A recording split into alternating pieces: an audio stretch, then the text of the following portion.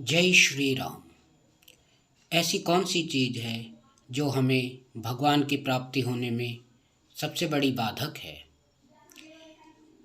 सुनहु राम कर सहज सुभाऊ, जन अभिमान न राखहि काऊ। संस्कृत मूल सूल प्रद नाना, सकल शोकदायक अभिमाना। समस्त साधनों का नाश करने की सामर्थ्य मात्र एक अहंकार में है, क्योंकि हम धर्म में ही काम, क्रोध, मोह, लोभ, मद, मत्सर का प्रभाव होता है। क्योंकि देह अभिमानी ही लोभी ही होता है, देह अभिमानी ही क्रोधी होता है, देह अभिमानी ही ईर्ष्या स्वभाव वाला होता है। मतलब मूल परमार्थ में बाधक वस्तु अहंकार है। जो मय है वह शुद्ध ब्रह्म है। जो मय अंत धर्म करण में तदात्मान्य हो गया है वह अविद्या जनित है। वहीं अंतःकरण में जो हमारा अहम लीन हो गया है वही जीवत्व के भाव को प्रकाशित कर रहा है।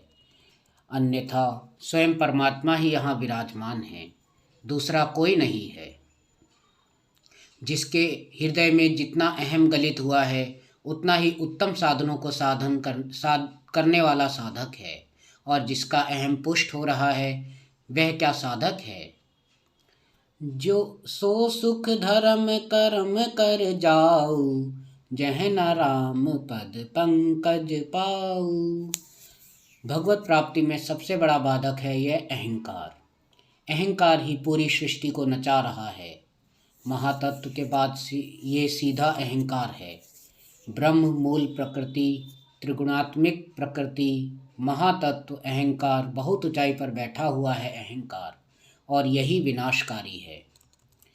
अहंकार के देवता शिवजी को कहा गया है। उनकी लीला संहार होती है, यह रजोगुण से प्रकट होता है। उपासक यदि राजसिक और तामसिक आहार, संग, दृश्य, वार्ता और इनका त्याग करे तो सतोगुण वृत्ति को बढ़ाए तो फिर भजन में सतोगुणमयी स्थिति हो जाएगी और इससे भगवत की प्राप्ति हो जाएगी। अस अभिमान जाई जन भोरे, मैं सेवक रघुपति पति मोरे। मैं प्यारे श्याम लाल का सेवक हूँ, बस यही कामना करना है। इसी अभिमान के बल से मलिन अभिमान नष्ट हो जाएगा।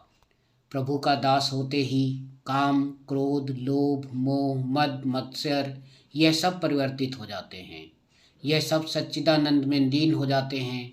जब तक देह अभिमान रहता है तो भयंकर प्रतिकूल रूप धारण करते हैं, और जब देह भाव प्रभु में समर्पित हो जाता है तो यह करुणा करके शांत हो जाता है।